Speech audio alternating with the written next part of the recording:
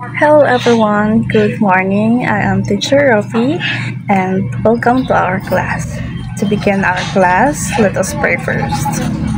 So let us close our eyes and bow our head. Angel of God, our guardian dear, to whom His love commits us here. Every His day, be at our side, to light and guard, to rule and guide. Amen. In the name of the Father, and the Son, and Holy Spirit. Amen. So class, allow me to share our class rules. So our class rules is SMART. So S is for speak when necessary. M for maintain focus. A for always listen and follow direction. R for respect your teacher and classmate. And T is for try your best. So that was our class rules.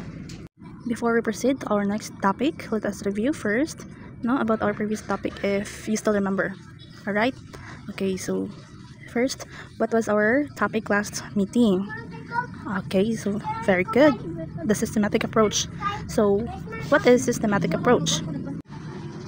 Okay, so it is a process that involves planning and implementing instruction that focus on the students. Alright. So second, what are the 8 elements of the systematic approach? Okay, Abigail.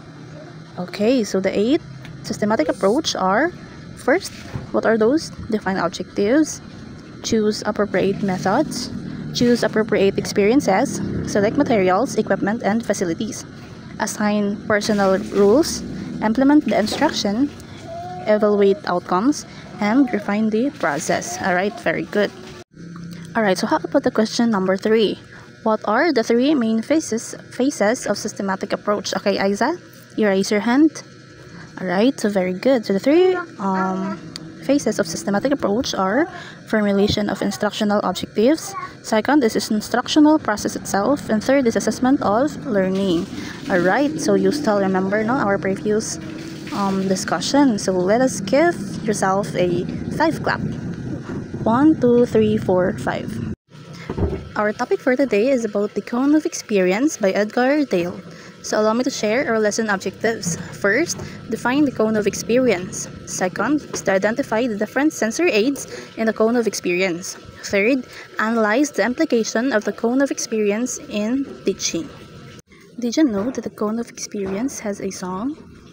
Okay, so let us sing it together for us to easily remember and memorize the 11 levels of the cone of experience. Okay, so it will be sung like this. So the tune of this is just like the Twinkle Twinkle. Are you familiar with the Twinkle Twinkle Little Star? Okay, so it will be sung like this. Direct, purposeful, control, dramatize, demonstration, study trips, exhibits, TV, motion, pic, recording, radio, still picture, visual symbol, verbal symbol, that's still cone of experience. Did you get it? Did you know that the cone of experience has a song? Okay, so let us sing it together for us to easily remember and memorize the 11 levels of the cone of experience. Okay, so it will be sung like this. So the tune of this is just like the Twinkle Twinkle. Are you familiar with the Twinkle Twinkle Little Star? Okay, so it will be sung like this. Direct, purposeful, control, dramatize, demonstration, study trips, exhibits, TV, motion, pic, recording, radio, still picture, visual symbol, verbal symbol, that's still cone of experience. Did you get it? Alright, so how was the song? Was it good? Okay, now let us talk about the cone of experience. The cone of experience is a visual model created by Edgar Dale in 1946 to illustrate different levels of learning experience. It shows how people retain information better when they engage in more active and direct experiences rather than passive ones. So, learning by doing by John Dewey has become known as the experiential learning or action learning. The cone of experience shows the progression of the level experiences from concrete to abstract. So, what's it know concrete and abstract, teacher? Okay, so concrete versus abstract. Concrete is a purposeful experience that is seen, handled, tasted, touch, felt, and smell. So, ang concrete daw is muna siyang mga ma-experience sa bata, no? Nga mga activity. Para nang ilang magunitan, ilang makita, ilang masimutan. So, example di anak class. So, example is kanang magluto, no? Or kanang mag-experiment. Diba? As long as kanang mga hands-on experience. So, muna siya example sa concrete.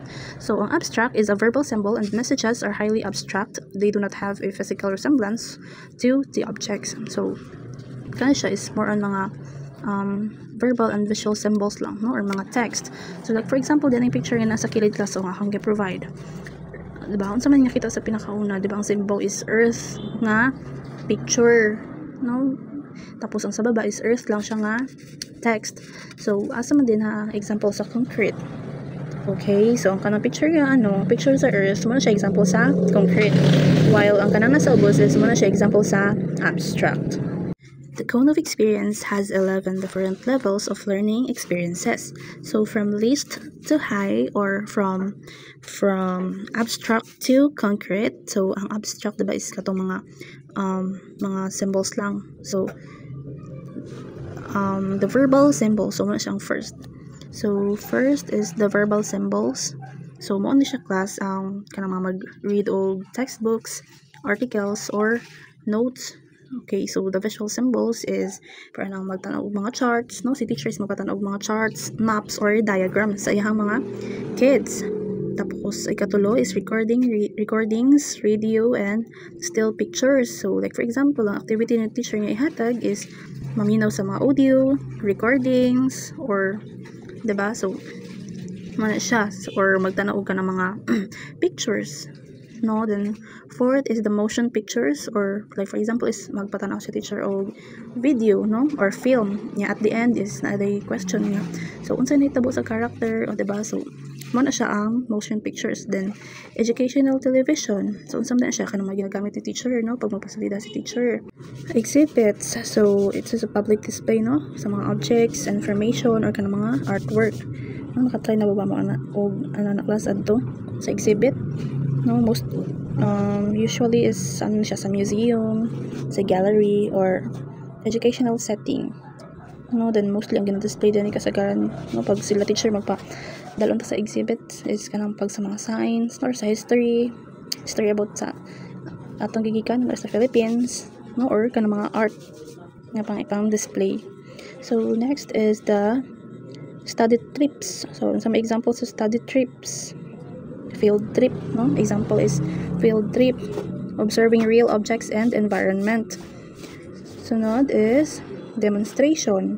So like for example, kanang si teacher is nagdemo siya sa inyong atubangan. Like for example, nagdemo si teacher and saan pagluto sa kanon, no? Yung mga kids or mga students is magtanaw o mag-observe.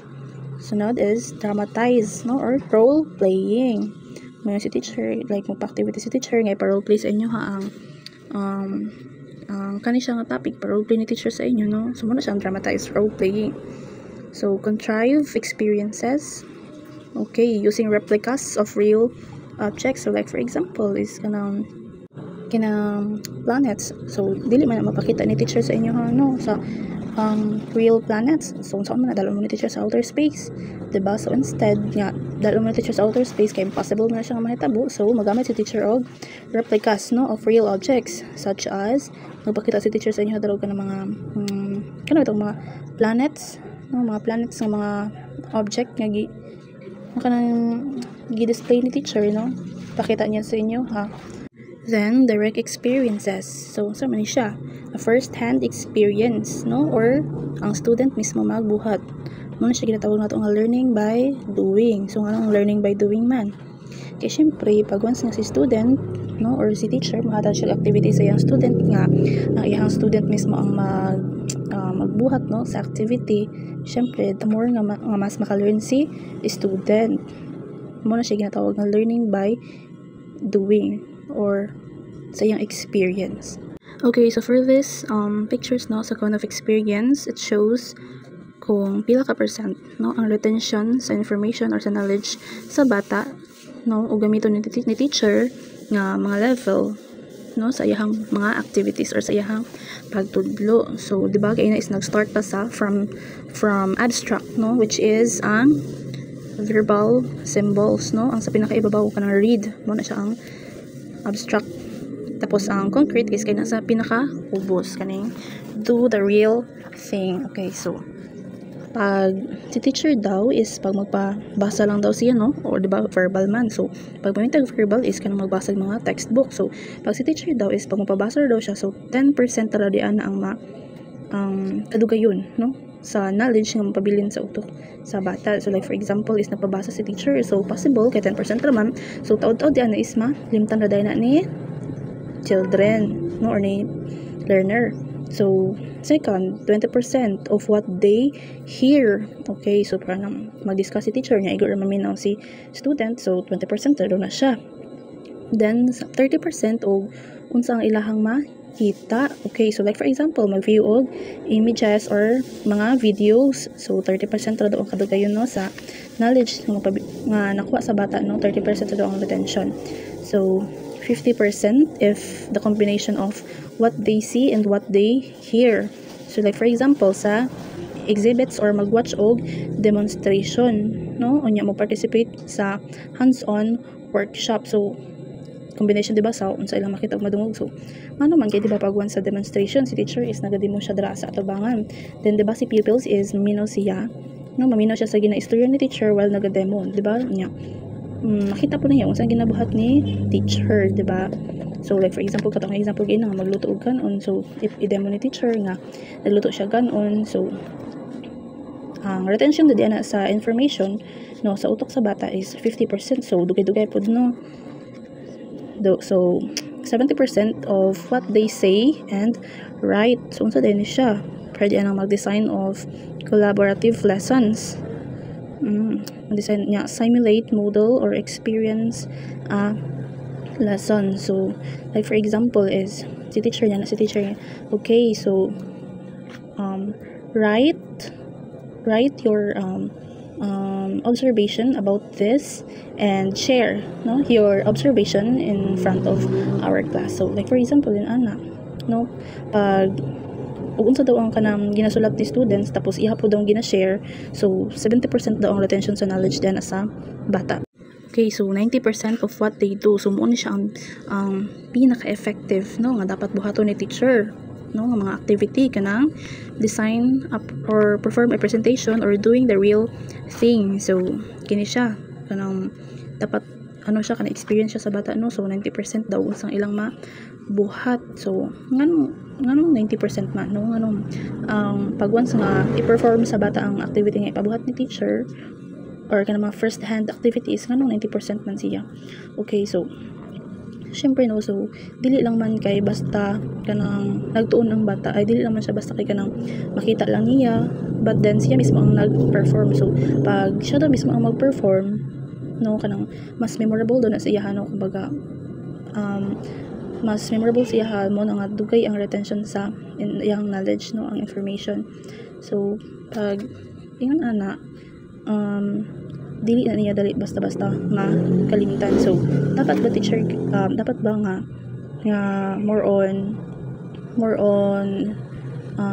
first hand activity ang ihatag di teacher pag magklase siya. So dili pud siya dili siya yung nga puros na lang pod first hand activity ang ihatag di teacher or the direct experiences. So pwede pud niya i-combination, no, combination niya ang katong verbal symbols, no, visual symbols, tapos agulan niya kanang direct experiences. So no, i-combine pwede siya i-combine kay para sa dili laay. Okay, so mao na siya ang mga learning outcomes, no, pag una siya ang mga ipa-perform na teacher. So pag sa read or hear, so ang learning outcomes din ni teacher kay define or describe. So like for example, define the planets. So mga example na siya, ha. Then sa view images or watch videos, exhibits, watch a demonstration. So ang learning outcomes ni teacher din is demonstrate, apply, or practice. So possible example is demonstrate how to cook a rice, no, using traditional nga pagluto. So participate in hands-on workshops, design collaborative lessons, simulate, model, or experience a lesson, design, perform a presentation, or doing the real thing. So, ang possible nga learning outcomes dyan ni teacher kay analyze, define, create, and evaluate. Okay, so kani siya class mga touchdown lang nino or touch pa lang nako ni siya ang the cone of experience. So later on i-discuss pa ni siya sa ato ang isa ka teacher. Alright, so any question about say the cone of experience class? None? Okay, so let's now have our activity, okay, to test if naaba mo rin na-learn sa akong gipang istorya kagaina.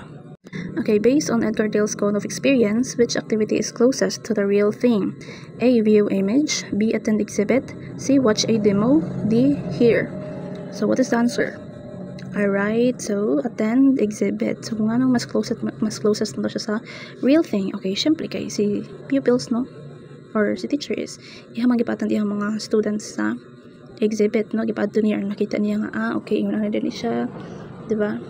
So the answer is letter B. What is placed in the bottom of Edgar Dale's cone of experience? A. Demonstration.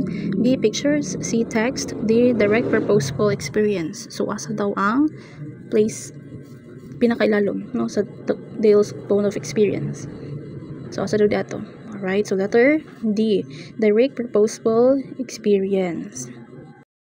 Third, he is the proponent of the cone of learning. A. Erikson. B. Bandura. C. Brunner. D. Dale. Kinsa daytong giyon ni teacher kagaina? C.